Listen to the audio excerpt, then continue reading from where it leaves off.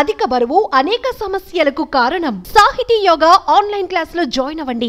ఇప్పుడు ఈ పాదయాత్రలో మీరేమన్నా పాల్గొనబోతున్నారా? నేను ప్రయత్నం చేస్తున్నాను, ఎందుకంటే వాళ్ళు డేట్ అనుకున్నారు కానీ అక్కడ ఏంటంటే వాతావరణం బట్టి వాటి ఇట్లా కొంచెం అటు ఇటు మారొచ్చు. సో ఎక్కడెక్కడ మ్యాక్సిమం నాకు అటెండ్ అవడానికి అవుతుందో తప్పకుండా వెళ్ళి నేను ప్రమోట్ చేస్తాను. ఇంతకుముందు మీరు గోమాతకి అదేవిధంగా మహిళలకు కూడా రక్షణ లేదనేటువంటి పరిస్థితిగా మాట్లాడడం జరిగింది. అంటే దీనికి ఏ రకమైనటువంటి కార్యాచరణ ఉంటే బాగుంటుంది? ఇప్పుడు మహిళల్ని రక్షించడానికి గవర్నమెంట్ వచ్చేసి ఒక బిల్ పాస్ చేయాలి. ముఖ్యంగా ఇలాంటి రేప్స్, హ్యాబిచువల్ అఫెండర్స్, తర్వాత మొలస్టేషన్, ఈవ్ టీజింగ్, దీని మీద సీరియస్గా ఎవరు తీసుకోవట్లేదు. అన్ని టీంలు ఉన్నాయి. ఇప్పుడు ఏమవుతుంది, మీకు పోలీస్ టీం వెళ్ళేటప్పుడు యూనిఫామ్లో ఉన్నారు, వాళ్ళు వెళ్ళిపోయిన తర్వాత మళ్ళీ వాళ్ళు తోకాడిస్తారు. పోలీసుని యూనిఫామ్ లేకుండా పంపాలి.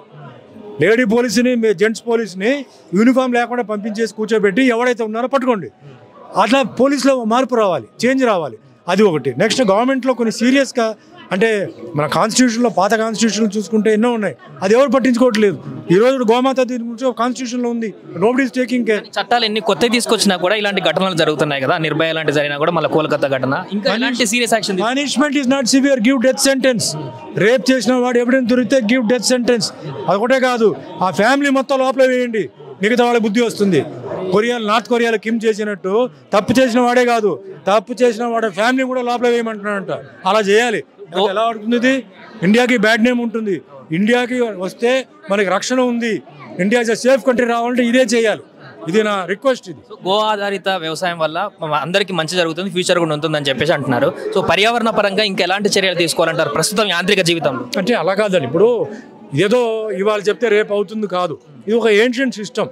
వాటిని ఆ సబ్జెక్ట్ గురించి తెలిసిన మనిషిని కూర్చోబెట్టి ఒక కమిటీ పెట్టి అలా హ్యాండ్ ఓవర్ చేస్తే మెల్లిగా మనకి ఏదైతే మనం అనుకుంటున్నామో ఆ టార్గెట్ మనకి వస్తుంది. జనరల్గా ఏమవుతుందంటే గవర్నమెంట్లో సబ్జెక్ట్ తెలియని వాళ్ళు ఏంటంటే ఉంటారు, వాళ్ళు అడ్వైస్ మీద వెళ్తారు.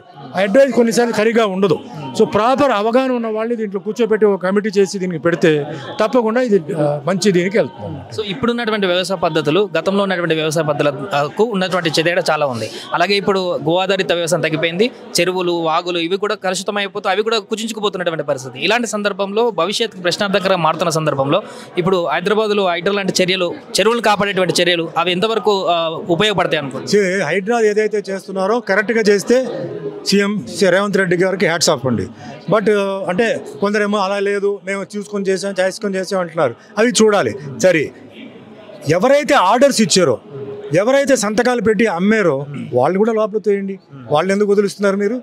ఎవడైతే ఏదో కహానీలు చెప్పి వాళ్ళ మీద ఇది తోస్తారో వాళ్ళని కూడా అరెస్ట్ చేయండి. ఆటోమేటిక్గా అన్నీ సర్దుకుపోతాయి. తర్వాత ప్రయారిటీ లేకుండా నడుస్తుందని చెప్పి వింటున్నాను. ప్రయారిటీ లేకుండా చేస్తే డెఫినెట్లీ మంచిది.